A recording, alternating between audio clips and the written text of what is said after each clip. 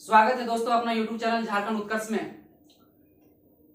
आज का जो क्लासेस है, आज प्राचीन झारखंड का अंतिम काल को देखने का प्रयास करेंगे। उस काल का नाम है गुप्तोत्तर काल। गुप्त काल की समाप्ति के बाद एक नया काल का आगमन होता है, वह होता है गुप्तोत्तर काल। इस गुप्तोत्तर काल में अनेक विदेशी आक्रमणकारी भी आक्रमण करते हैं। जैसे हुनों का आक्रमण होता है, और जब ये हुनों का आक्रमण होता है तो इसी क्रम में पूरा भारत विखंडित हो जाता है, विकेंद्रीकृत हो जाता है। गुप्त काल में पूरा भारत एक था, एकीकृत था, केंद्रीकृत था, लेकिन जैसे ही विदेशी आक्रमणकारियों के द्वारा आक्रमण किया जाता है भारत पर, वैसे ही भारत फिर से विकेंद्रीकृत हो जाता है और क्षेत्रीय राजवंश का आगमन भी हो जाता है। अलग अलग राजा अलग अलग वंश स्थापित करना प्रारंभ कर देते हैं। इसी क्रम में हम आज समझेंगे कि गुप्तोत्तर काल में क्या परिस्थितियां थी उस वक्त, किन किन क्षेत्रों में कौन कौन सा वंश चल रहा था, वहां के शासक कौन था। इन चीजों को जानने के बाद फिर झारखंड से लिंकअप करने का प्रयास करेंगे। थोड़ी सी चर्चा थोड़ा भारत के संदर्भ में हम करते हैं। आज हम शुरुआत करते हैं गुप्तोत्तर काल। गुप्तोत्तर काल, इसका जो टाइम पीरियड है 600 ईस्वी से 750 ईस्वी तक हम इसे मानते हैं। अब इस समय काल में, इस टाइम पीरियड में किधर कौन कौन सा वंश भारत में शासन कर रहा था, तो थोड़ा सा आप समझिएगा मानचित्र के माध्यम से, तो एक बेहतर समझ में आएगा। सपोज कीजिए कि ये भारत है,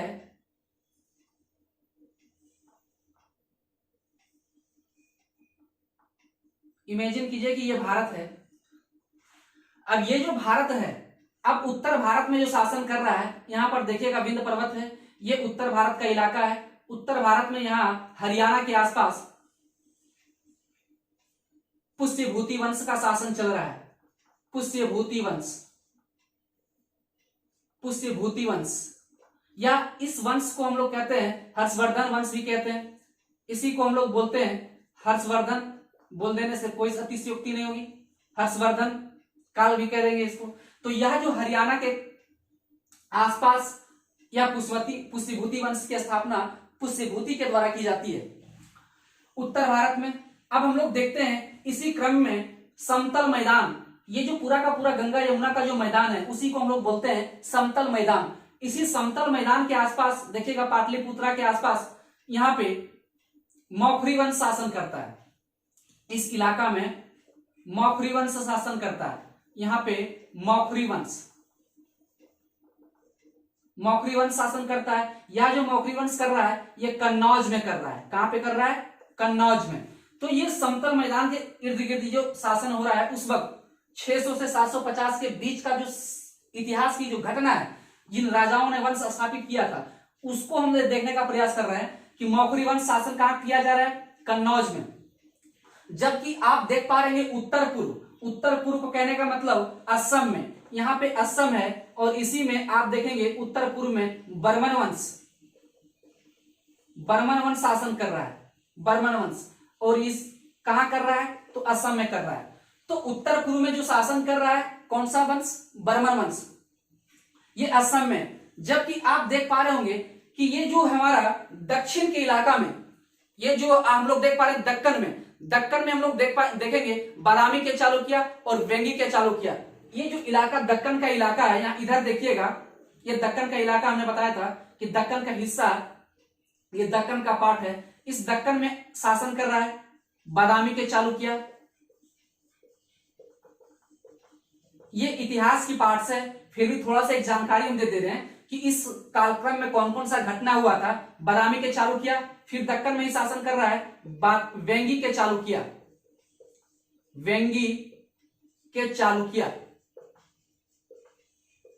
चालुक्य, ये सब शासन कर रहे हैं। जगह का नाम है बादामी, वेंगी भी जगह का नाम है, ठीक है। तो ये जो यहां दक्कन में और दक्षिण में यहां जो शासन कर रहे हैं इस क्षेत्र में, दक्षिण में जो शासन कर रहे हैं आप देख पा रहे हो कांची के पल्लव, यहीं पे शासन कर रहे हैं दक्षिण में कांची के पल्लव, कांची के पल्लव। ये ओवरऑल इस कालक्रम के इतिहास की घटना है। उत्तर भारत में आप देख पा रहे हैं, उत्तर भारत में पुष्यभूति वंश, ये आपका हरियाणा के आसपास, हरियाणा में ही पुष्यभूति वंश की स्थापना होती है पुष्यभूति के द्वारा।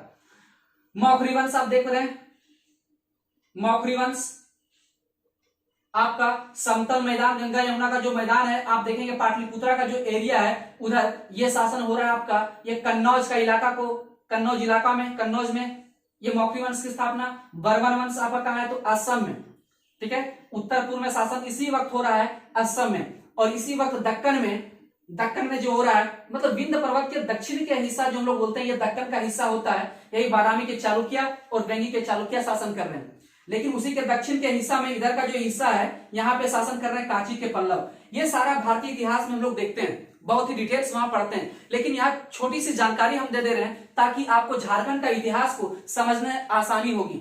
अब हम बात करेंगे इसी पुष्यभूति वंश के बारे में, और इसी पुष्यभूति वंश से ही संबंधित है हर्षवर्धन, इसी पुष्यभूति वंश से संबंधित है इसी हर्षवर्धन। और हर्षवर्धन के बारे में हम लोग यहाँ जानने का प्रयास करेंगे कि हर्षवर्धन झारखंड के किन क्षेत्रों में आए, झारखंड में किन लोगों से मिले। अब हम लोग बात करेंगे फिर यहाँ पे शशांक जो कि बंगाल का शासक होते हैं, जो बंगाल का शासक, ठीक है, बंगाल का उप शासक होता है। और इसी क्रम में हम लोग देखने का प्रयास करेंगे कि शशांक जो है किन किन क्षेत्रों में यहाँ शिव मंदिर का स्थापना भी करते हैं, निर्माण भी करते हैं। लेकिन इससे पहले छोटी सी जानकारी हम दे दें, इसकी थोड़ी सी कहानी को थोड़ा सा हम बता दें ताकि आपको इस कहानी को बहुत ही बेहतर ढंग से समझ में आए। इसलिए हम थोड़ी सी कहानी बताते हैं इस पुष्यभूति वंश के बारे में।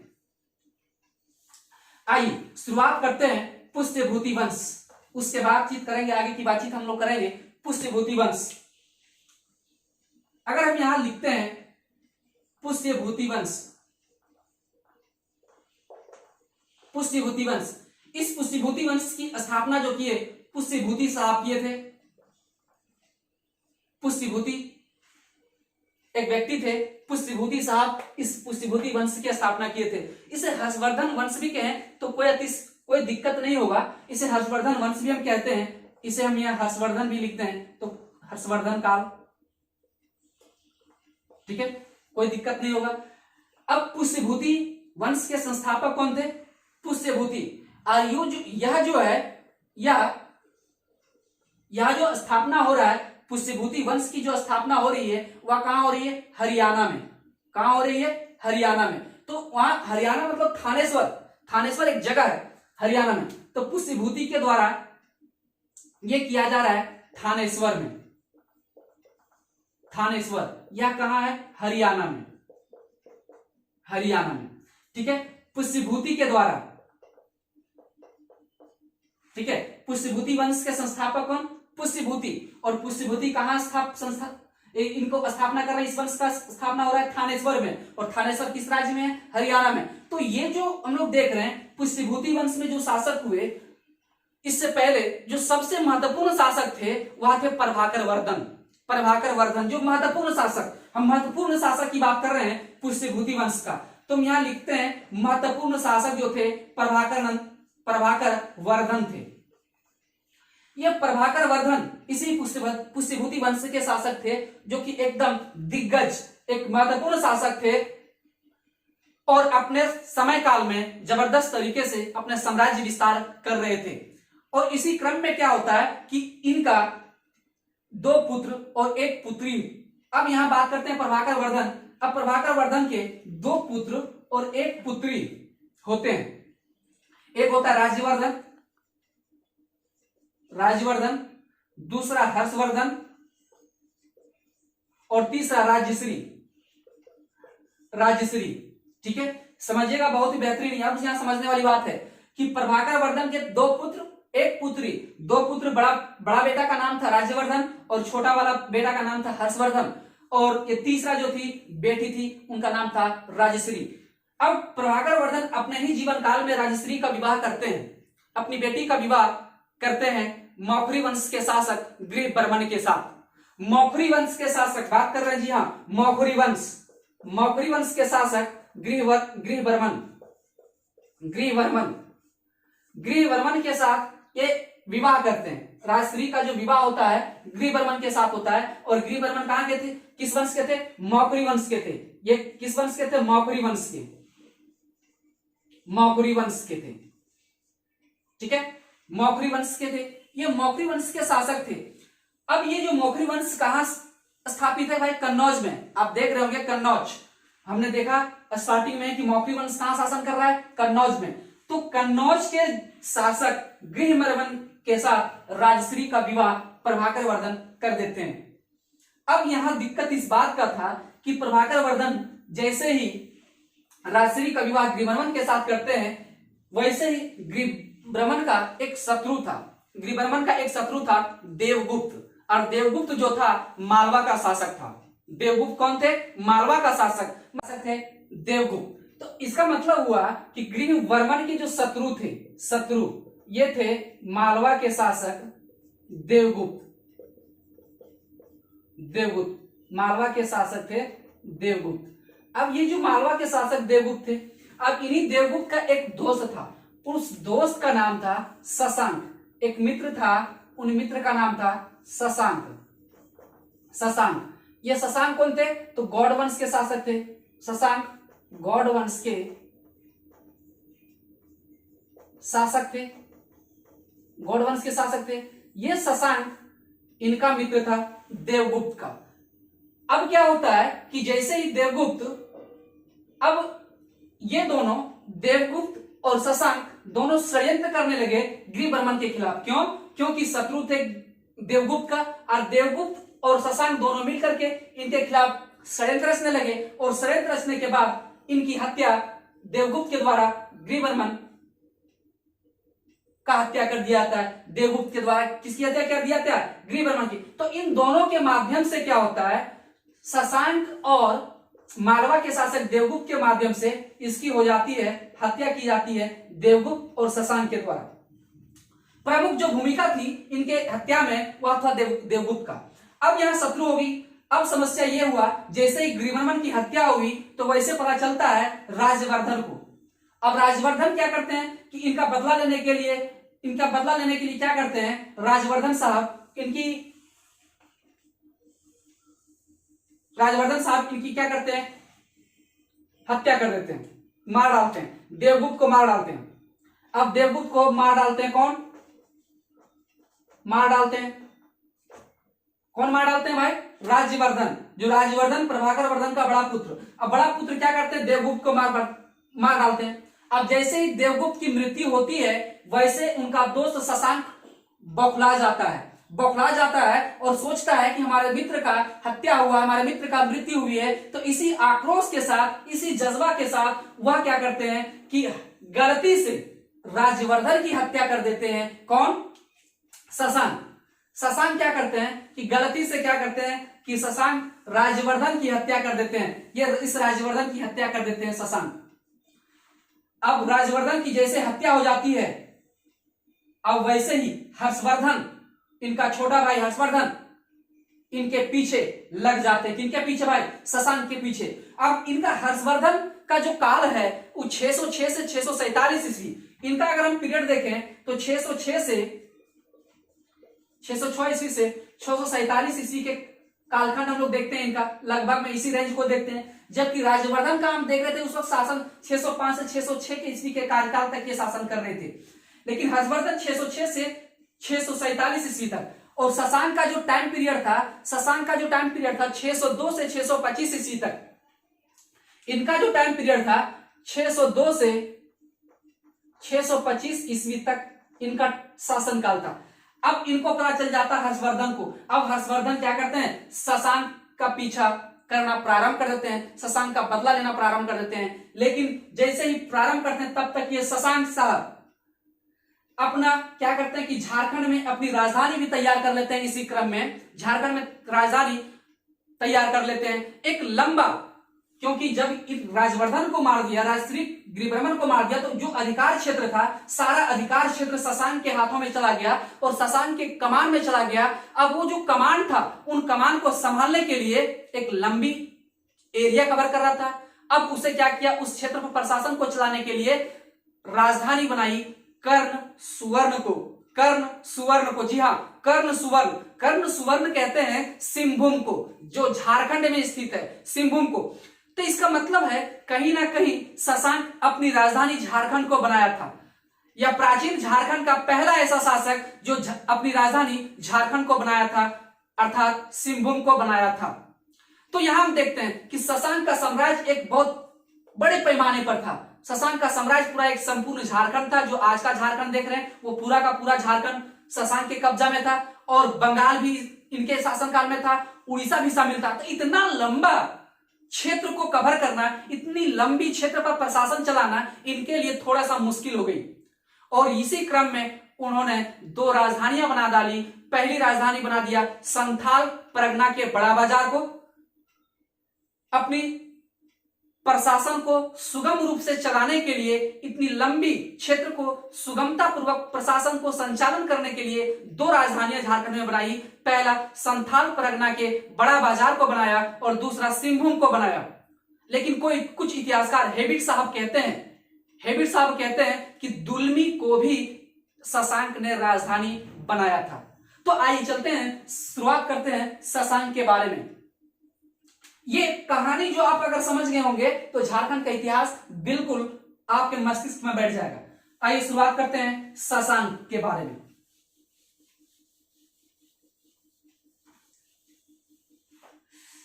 अब देखते हैं शशांक।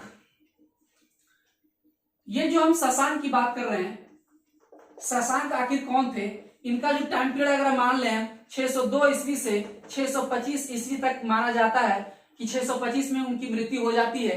ठीक है, अब यह शशांक जो है, ये शशांक आखिर कौन थे, तो गौड़ वंश के संस्थापक थे, जो बंगाल में स्थापना किए थे, जो बंगाल का प्राचीन नाम भी हम लोग गौड़ कहते थे। तो गौड़ जो थे, गौड़ वंश की स्थापना के बाद अपनी राजधानी, यहां हम लिखते हैं कि इसी में हम लिखते हैं गौड़ वंश की राजधानी, गौड़ वंश की स्थापना के बाद अपनी राजधानी सुवर्ण कर्ण को बनाया। ठीक है, किसको, कर्ण सुवर्ण, अपनी राजधानी कर्ण सुवर्ण को बनाया, कर्ण सुवर्ण को अर्थात सिंहभूम को बनाया, कर्ण सुवर्ण को बनाया। ठीक है, यहां से पहला सवाल बनाया जा सकता है कि गौड़ वंश की स्थापना के बाद अपनी राजधानी कहां बनाए थे, तो कर्ण सुवर्ण। इसका मतलब है कर्ण सुवर्ण अभी किसे बोलते थे उस वक्त, बोलते थे हम लोग सिंहभूम को बोलते थे। शशांक का साम्राज्य अर्थात यहां लिखते हैं अर्थात झारखंड को बनाया, झारखंड को बनाया। ठीक है, दूसरा पॉइंट शशांक के बारे में अगर हम जानना चाहें, दूसरा पॉइंट इनके बारे में अगर हम जानना चाहें तो दूसरा पॉइंट यह है कि शशांक का साम्राज्य संपूर्ण झारखंड के अतिरिक्त, शशांक का साम्राज्य, शशांक का साम्राज्य संपूर्ण झारखंड के अलावा बंगाल,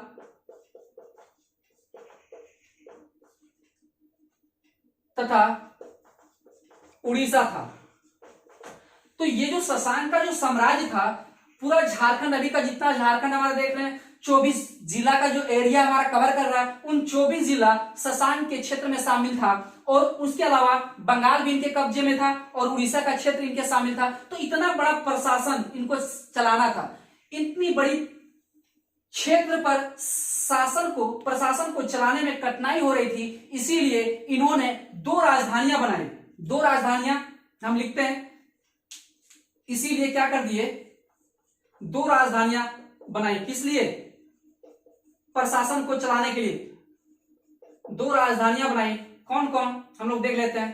पहली राजधानियां अगर देखा जाए तो हम लोग संथाल परगना के बड़ा बाजार, कौन सा, संथाल परगना के बड़ा बाजार, एक था संथाल परगना के बड़ा बाजार। दूसरा दूसरा सिंहभूम, मान लेते हैं सिंहभूम, एक हमारा सिंहभूम था जो हम लोग कर्ण सुवर्ण अभी देखे। और तीसरा जो हम लोग मान रहे हैं दुलमी। ये दुलमी कहते हैं, दुलमी माना जाता है। ये हेबिट साहब कहते हैं कि अपनी राजधानी दुलमी को भी शशांक बनाया था। तो ये हेबिट के अनुसार है, किनके अनुसार? हेबिट साहब के अनुसार। तो ये हेबिट साहब के अनुसार कहते हैं कि शशांक ने दुलमी को भी अपनी राजधानियां बनाई थी। इसलिए आप इसको याद रखिए कि दो राजधानियां संथाल परगना के बड़ा बाजार, सिंहभूम और दुलमी। अगर ये सिंहभूम ना दे, वहां दुलमी दे, तो आप दुलमी को करेक्ट मानिएगा। ठीक है, यहाँ तीनों को हम लिख दे रहे हैं मर्ज करके, ताकि आपको कठिनाई ना हो। तो यहाँ हम देख लिए इतने बड़े क्षेत्र पर संचालित करने के लिए शशांक ने राजधानियां बनाई। कौन कौन? संथाल परगना के बड़ा बाजार, सिंहभूम और दुलमी को। अब यहाँ शशांक जो थे बहुत ही शैव धर्मानुयायी थे, शैव को मानने वाले थे, शैव धर्म से संबंधित थे। अब तीसरा पॉइंट हम लोग देखते हैं कि ये तीसरा पॉइंट इनका क्या हो। तीसरा जानकारी हम क्या कह सकते हैं, शशांक के बारे में क्या जान सकते हैं, तीसरा पॉइंट। अब तीसरा देखते हैं।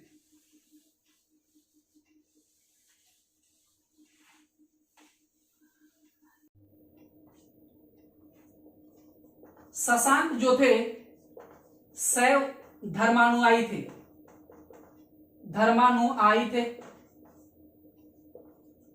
शैव धर्म को मानते थे, शैव धर्मानुयायी थे। इसीलिए झारखंड में अनेक शैव मंदिर बनाए।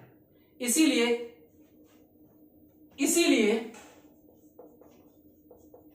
झारखंड में अनेक शिव मंदिर बनाए,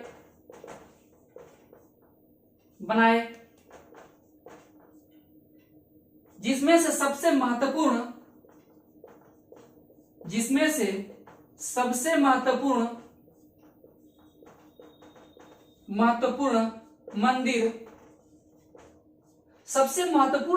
मंदिर जो था झारखंड में, जो शशांक द्वारा स्थापित किया गया था, वह था वेणु सागर।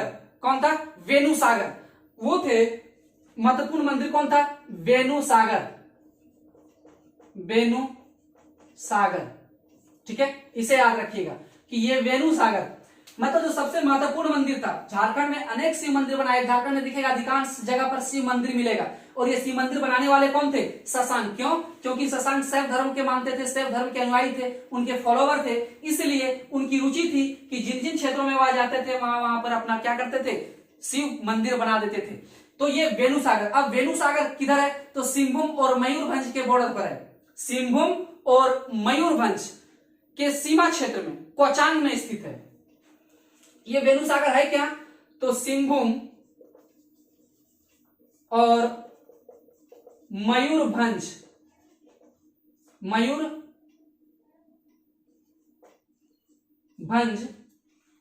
सिंहभूम और मयूरभंज के सीमा क्षेत्र आप देख रहे हैं। सिंहभूम को आप देख पा रहे होंगे। मयूरभंज के सीमा क्षेत्र पर आप देखेंगे कोचांग में स्थित, कोचांग, इसे याद रखेंगे, कोचांग में स्थित है। ठीक है, कोचांग। सिंहभूम और मयूरभंज, ये का वेणु सागर कहां है? तो कोचांग में है। तो कोचांग कहां है? तो सिंहभूम और मयूरभंज के बॉर्डर पर है। ये कहां है?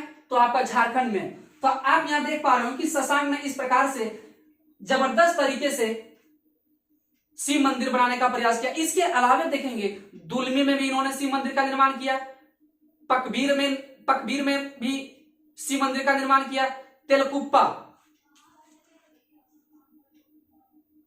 दुलमी, तेलकुप्पा,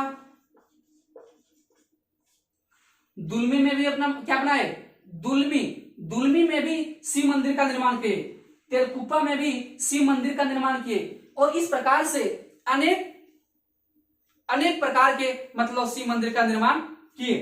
तो यहां देख पा रहे होंगे कि इसके अलावा वेणु सागर के अलावा ये दुलमी का भी मंदिर बनाए, दुलमी में ही तेलकुप्पा में मंदिर बनाए। तो आप याद रखेंगे इत्यादि एक्सेट्रा बहुत सारे मंदिर बनाए, लेकिन प्रमुख रूप से याद रखेंगे वेणु सागर को। तो इस प्रकार से शशांक के बारे में हम जानकारी हासिल किए। और इसके बारे में क्या गहराई से हम लोग जान सकते हैं, इनके बारे में जान सकते हैं कि यह बौद्ध धर्म को एकदम शशांक बौद्ध धर्म के विरोधी थे। बौद्ध धर्म विरोधी नीति चला करके शशांक क्या कर रहे थे कि जितने भी बौद्ध धर्म के मंदिर थे, जैन धर्म के मंदिर थे, उसे नष्ट करवा देते थे और उस मंदिर के जगह पर हिंदू धर्म का हिंदू पुनरुत्थान करने के लिए हमेशा प्रोत्साहित करते थे। इसलिए इसके बारे में अगर देखा जाए तो बौद्ध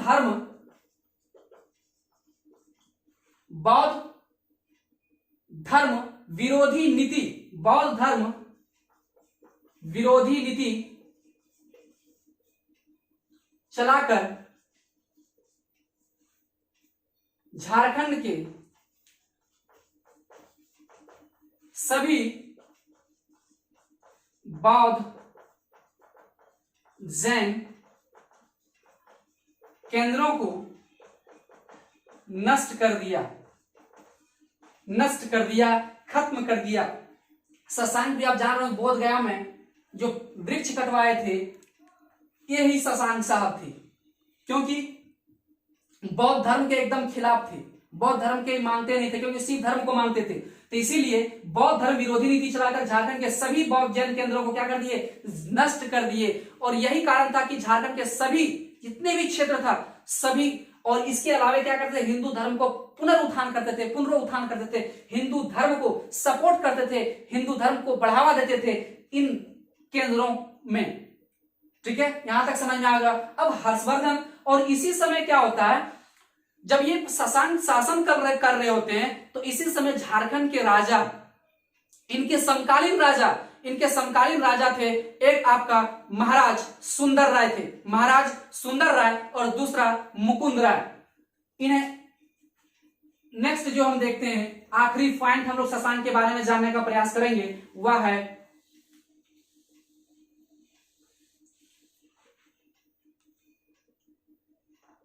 शशांक के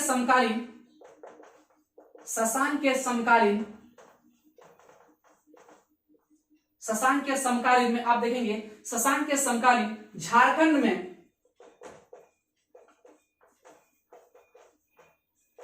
दो नागवंशी राजा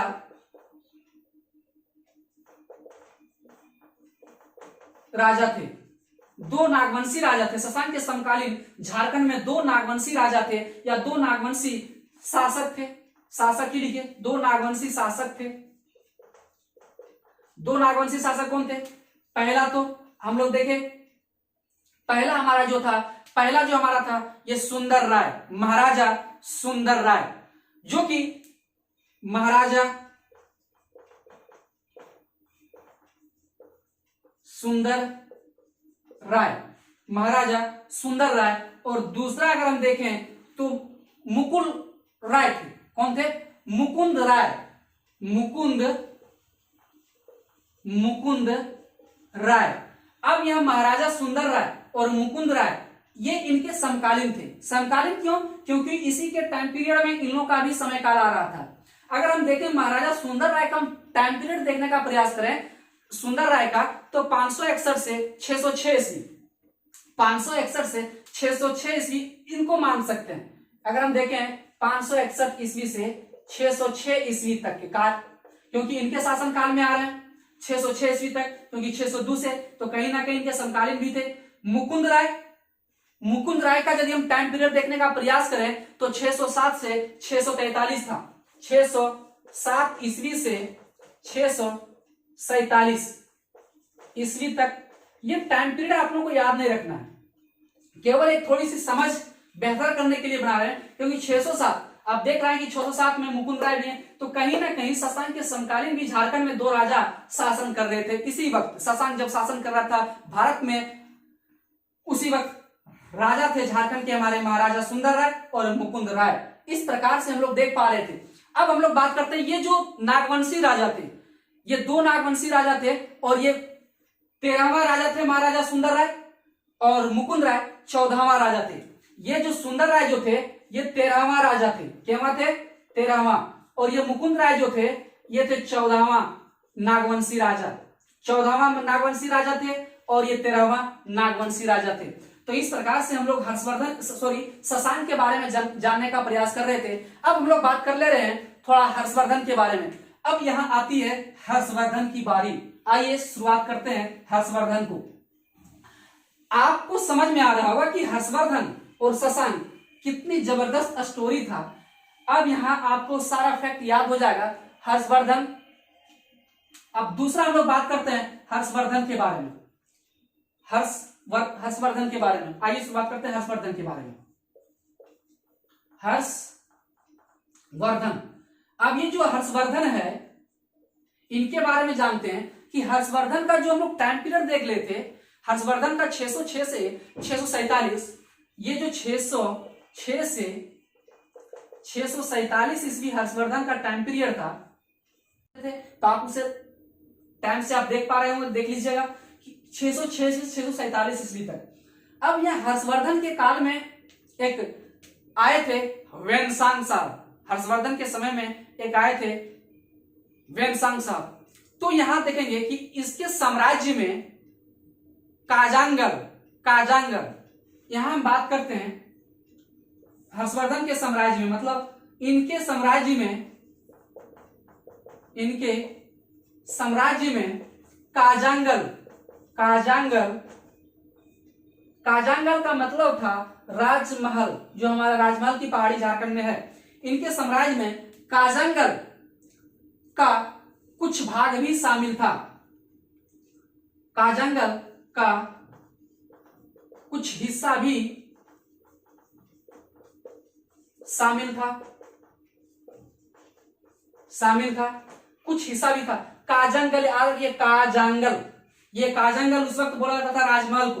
तो हर्षवर्धन के शासन काल में राजमहल का जो क्षेत्र था हर्षवर्धन के राज्य क्षेत्र में शामिल था। अब इसी समय वेनसांग, हर्षवर्धन के राज्यकाल में वेनसांग यात्रा करने के लिए वेनसांग और हर्षवर्धन, एक यात्री था वेनसांग, तो हर्षवर्धन के शासन काल में भारत आए थे। तो वेनसांग और हर्षवर्धन काजांगल में ही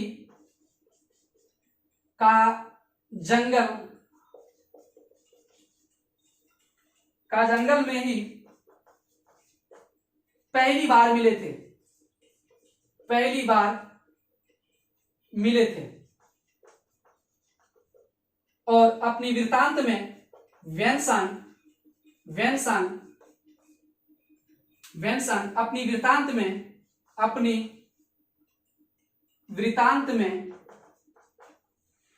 अपनी वृत्तांत में राजमहल का उल्लेख करते हैं।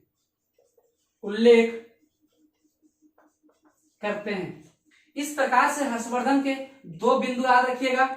हर्षवर्धन का दो बिंदु, एक तो काजांगल और एक याद रखिएगा कि पहली बार जो इन दोनों का मिलन हुआ था वेनसांग और हर्षवर्धन का, वह मिलन, यह क्षेत्र जो था वह राजमहल का क्षेत्र था, काजांगल का क्षेत्र था। और यही कारण है कि वेनसांग अपनी यात्रा वृत्तांत में राजमहल शब्द का उल्लेख करते हैं, राजमहल का उल्लेख करते हैं। तो इससे साफ साफ पता चलता है कि कहीं ना कहीं हर्षवर्धन के साम्राज्य में हमारा झारखंड भी शामिल था। इस प्रकार से हमारा गुप्तोत्तर काल की समाप्ति होती है। और आगे इस प्रकार आगे की बातचीत हम लोग देखेंगे।